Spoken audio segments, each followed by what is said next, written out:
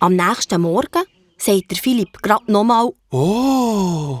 Er steht am Fenster und schaut in den Garten. Der strahlt in einem goldigen Glanz. Er ist voll Sonnenblumen, sicher 1000 und mehr. Der Philipp spürt, wie es ihn gramselt zwischen den Schulterblättern. Er hat den Schnuff an, wo die Mutter neben ihm steht und voraus schaut. Aber seine Mutter, er kann es kaum glauben, seine Mutter lacht vor Glück. Sie fragt weder nach dem Woher, noch fragt sie nach dem Warum. Sie macht einfach das Fenster auf und streckt ihnen 1000 Sonnenblumen beide Arme entgegen.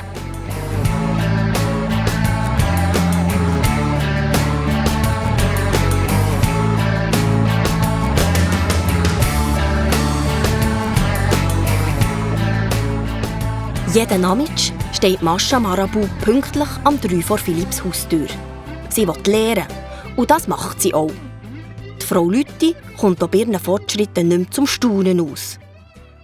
Am Donnerstag hat Philipp seine Mutter ein paar Freundinnen eingeladen.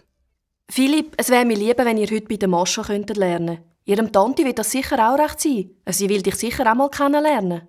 Meinst du, ist das okay für die Mascha? Ja, weiss nicht, denke schon. Der Philipp ist sich da nicht so sicher.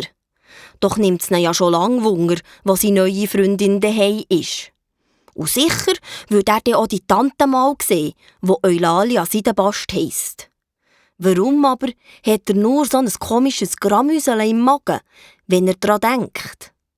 Und was sagt Mascha dazu? In der grossen Pause erzählt er ihr, was seine Mutter vorgeschlagen hat. Darum wäre es doch gut, wenn wir heute bei dir lernen könnten. Ist das okay für dich? Doch, klar, kannst schon vorbeikommen. Außerdem, meine Tante ist heute am Nachmittag sowieso nicht daheim. Du kannst also ruhig kommen. Und wenn sie daheim wäre, dann könnte ich nicht kommen. Was ist? Sagst du nichts? Merkst du ja? Also gut. Aber du hast mir immer noch nicht gesagt, wo du wohnst. Uhugasse 33.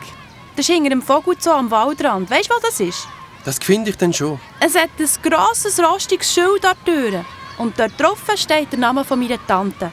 Eulalia Seidenbast. Ja, weiss ich doch. Meine Tante aufgepasst heißt Eulalia Seidenbast. Fürchtet sich vor keinem Mann, legt dich bloß nicht mit dir an.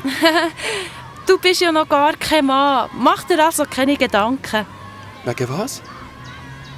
Der restliche Morgen ist Mascha ungewohnt still. Und nach der Schule hasst sie gerade davon, ohne recht Schau zu sagen. Sie hat sich wirklich komisch benommen, auch in der Pause. Das geht dem Philipp nicht aus dem Kopf. Irgendetwas passt da nicht recht zusammen. Und das will er heute herausfinden. Am Nachmittag ist er pünktlich.